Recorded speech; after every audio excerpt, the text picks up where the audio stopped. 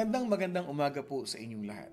Ako po si Pastor Bong bumabati na isang mapagpalang Wednesday morning sa ating lahat. Our verse for today will be coming from the song that we have sung sa ating worship, Psalm 42, verse 1.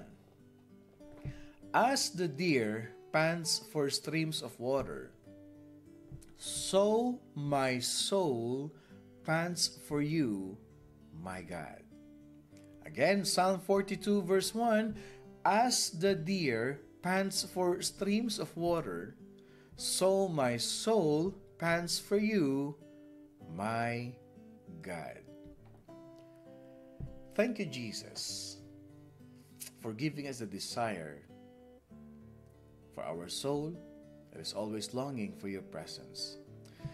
We've been looking together at different ways that you can love God. And you can find these ways in Mark chapter 12 verse 30 as we have been reading, no? Yung Mark 12:30, again, you must love the Lord your God with all your heart, all your soul, all your mind, and all your strength.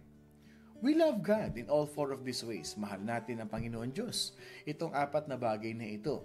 Pinag-usapan natin yung heart, pinag-usapan natin yung mind, and right now, we're gonna talk about the soul.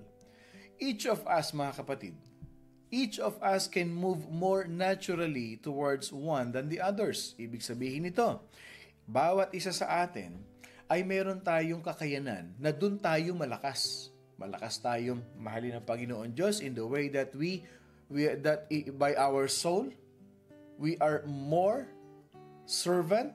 We can serve more God in our soul. We can love God in our soul. And there are people who are thinkers through their minds, through their ideas. That's the way they love God. That's how they love God. And they serve God. Meron namang mga kapatid tayo na with all their hearts. Yung kanilang emotions, they're beginning to talk more, to share their thoughts, to share their feelings, to share their emotions to other people, how God blesses them.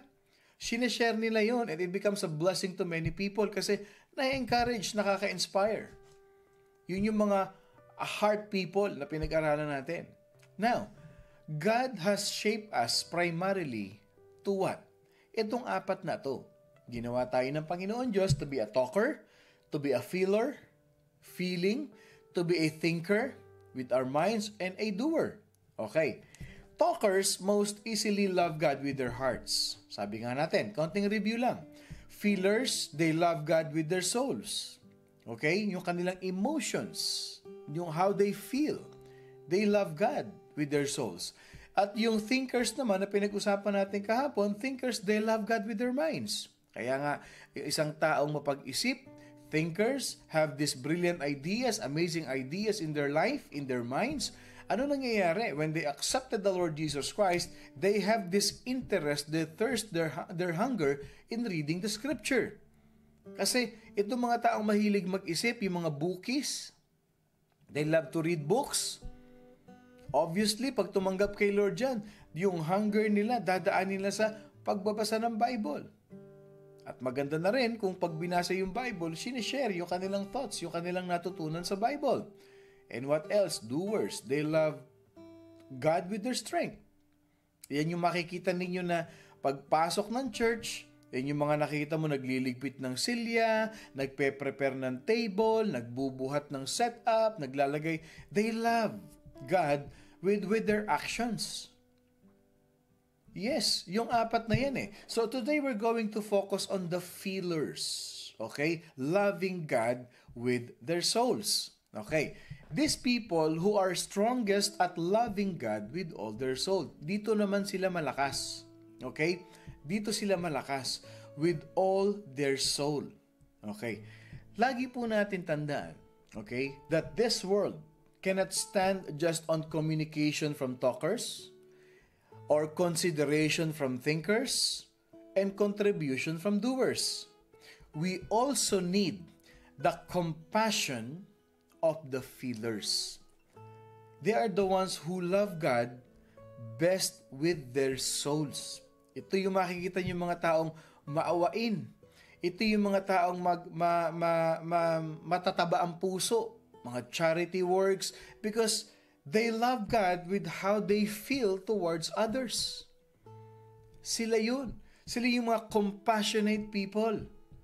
So, magtataka ka, bakit ito hindi naman to compassionate, pero the way he served the Lord, maagang dumarating sa service, makikita mo talaga siya pa yung nauuna sa pagse-set up because he loved God with his actions. At doon niya ipinapakita yung pagmamahal niya sa Panginoon Diyos. I remember, in my life of ministry, meron akong nakita. Isa siyang CEO ng company. It was a big company in the Middle East, and then he became Christian. You know what? Pagdating sa church, hindi siya CEO. Nagliligpit ng mga wire cables, nagpupunas ng speakers, nag-aayos ng mga microphones. That's how he served God. May makikita kayo, doktor, sa pamilya natin, sa church family natin. Naturingan doktor yan, iginagalang. Pero pagdating sa church, nagbubuhat ng silya. Nagliligpit ng lamesa, nagbubuhat ng lamesa, at ako'y nabe-bless with those kind of humility in their hearts, that no matter is your status in life, pero pagdating kay Lord, this is how I can serve the Lord. This is how I love God. I don't care what people say, but I am happy. My heart is joyful and grateful with what I'm doing with the Lord.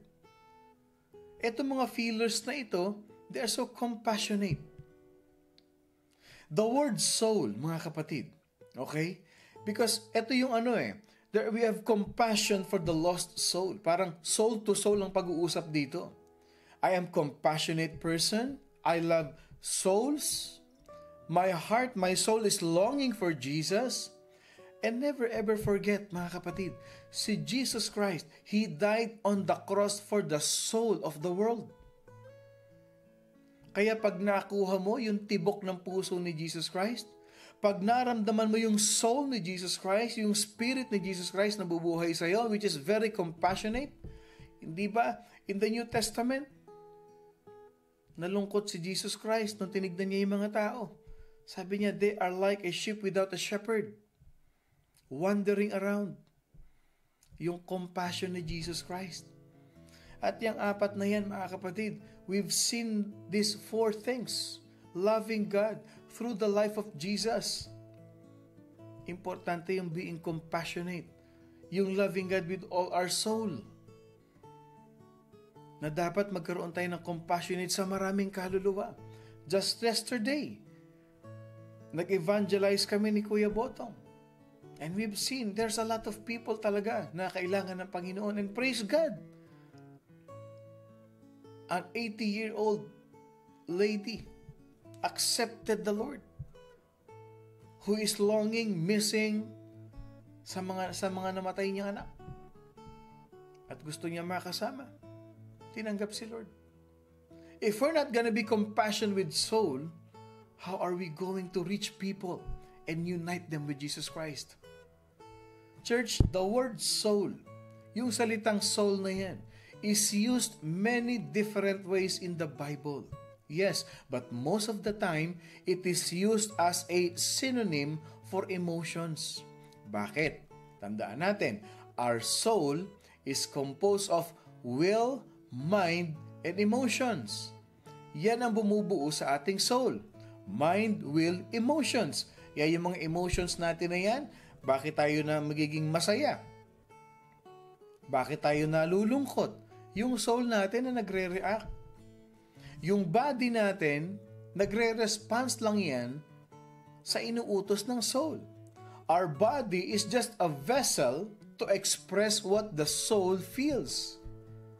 Kaya pag ang soul natin nalulungkot, naiiyak, nagre-react yung body. Tumutulo ang luha, nalulungkot ang muka. Because the body is only an expression, an outward expression of what the inner expression of the soul feels, mga kapatid. But most of the time, ginagamit yan sa emotions. You will see this verses in the book of Psalms. Kaya nga yung book of Psalm, yung binasa natin kanina, as the deer pants for streams of water, so my soul pants for you. In other translation, as the deer longing for the streams of water. and so my soul is longing for you, my God. Every emotion that known to humanity is in the Scripture. Lahat ng emotion natin nasa Word of God. Wala kang maitatago. We cannot hide anything. We cannot hide everything from the Bible. All our emotions are in the Bible. The Bible talks about that our souls are downcast, our souls are disturbed, our souls are satisfied, yung soul natin is yearning, our soul natin is troubled, our soul is depressed, our soul is joyful, our soul is bitter, our soul is thirsty, our soul is hungry, rejoicing, and delighted. Those are the words of emotions that represents our soul in the book of God. Church, if you can hear these emotions in those words, no? If you can hear the passion in those words, soul, people feel their emotions. Yung soul natin ang nakakaramdam ng mga binanggit ko na yan. You feel downcast, you feel degraded, you feel disturbed, satisfied, yearning, troubled, mapasaya ka man, mapamalungkot ka man. Isa lang yan. Yung soul natin yan. Yung soul natin ang nakakaramdam yan. But I'll tell you this. Can you guess who else feels emotions? Sino pa? Bukod sa ating kaluluwa, sino pa ang nakararamdam o nakararanas ng emotion? Of course, a lot of people have soul. A lot of people can react on how they feel because of their soul. Pero ang tanong, sino pa?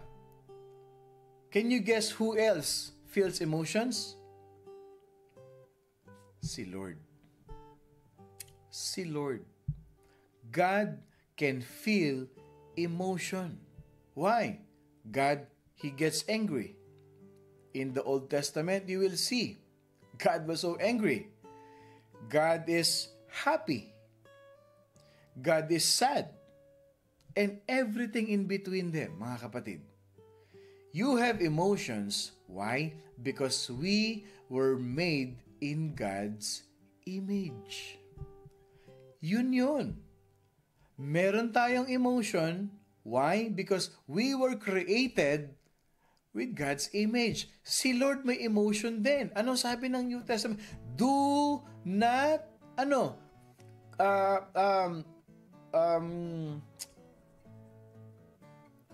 yung Holy Spirit. Do not grieve the Holy Spirit. Kasi nakakaramdam din ang Holy Spirit. Holy Spirit is a person.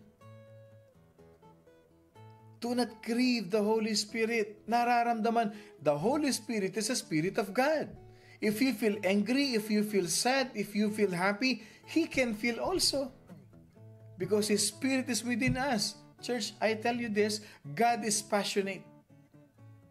And God is a feeler as well. If God is passionate and feelers represent that part of Him in the world, mga kapatid, these feelers, the feeling of God, they care about the deepest issues in life, about people, and about knowing God.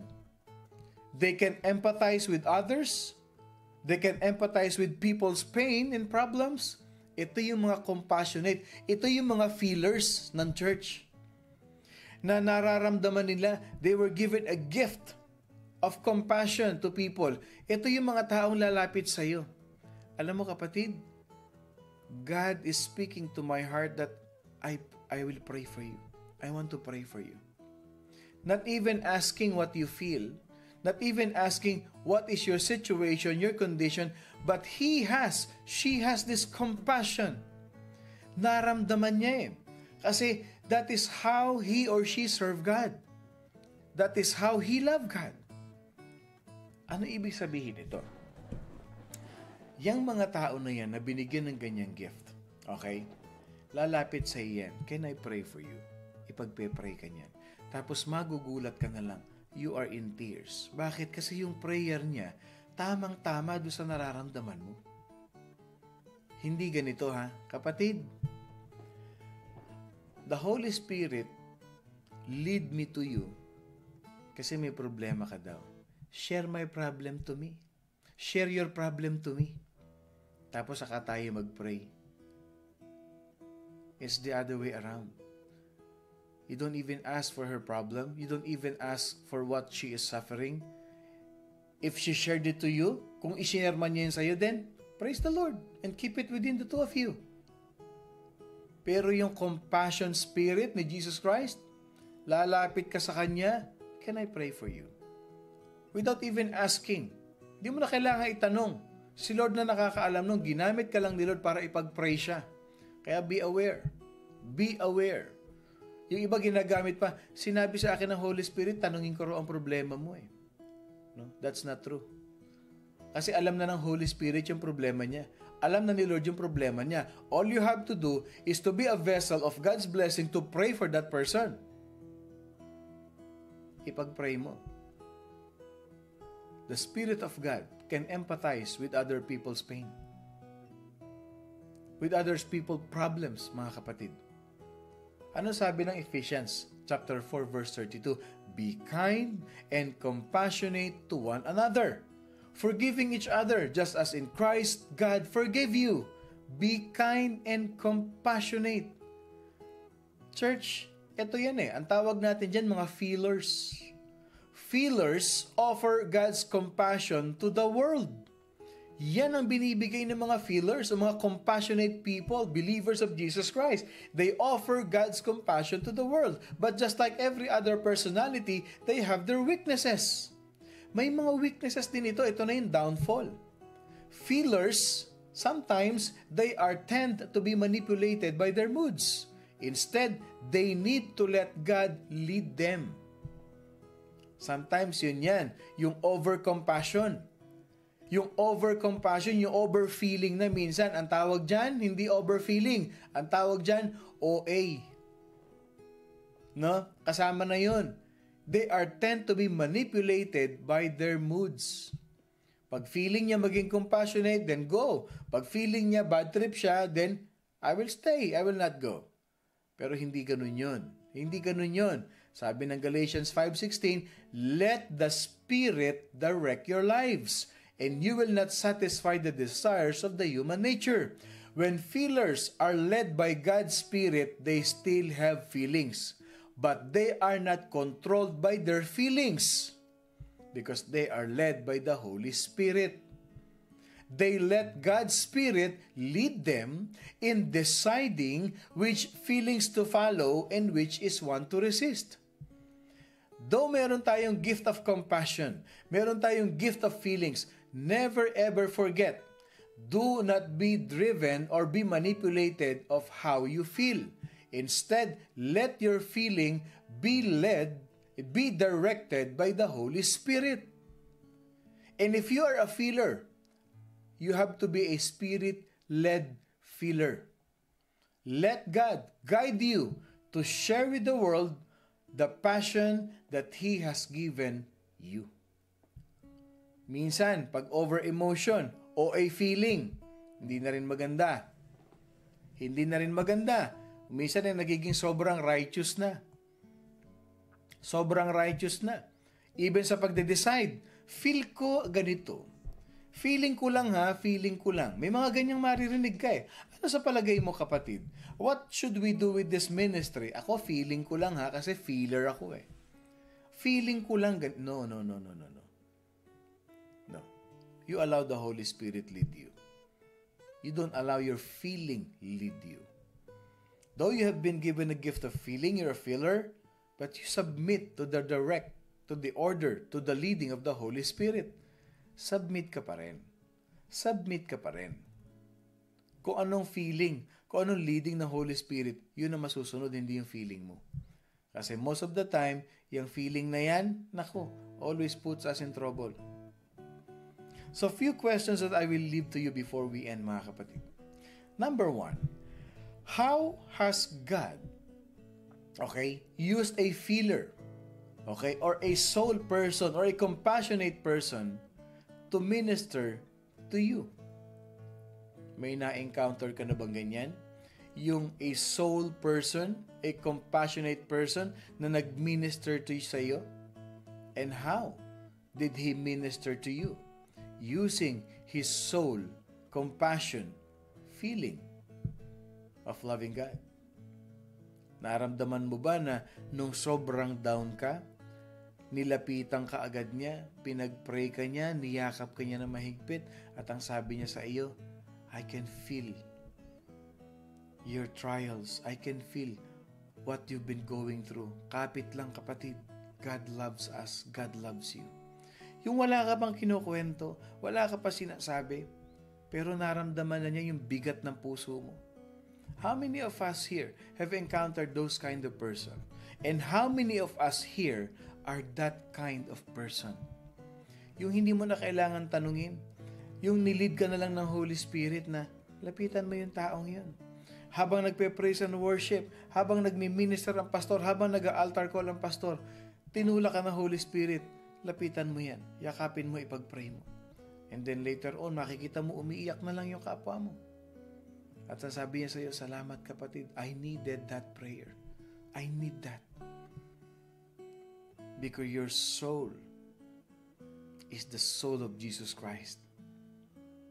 The compassionate soul that you are sharing to many people. Pangalawa, if you are a feeler, mga kapatid, what can you do this week to be more spirit-led rather than controlled by your emotions? Lalo na magkakaroon tayo ng Thanksgiving celebration. It is a joint celebration of these two families, West Covina and Carson. At pinagpe-pray natin na ang ating celebration na ito will be spirit-filled celebration.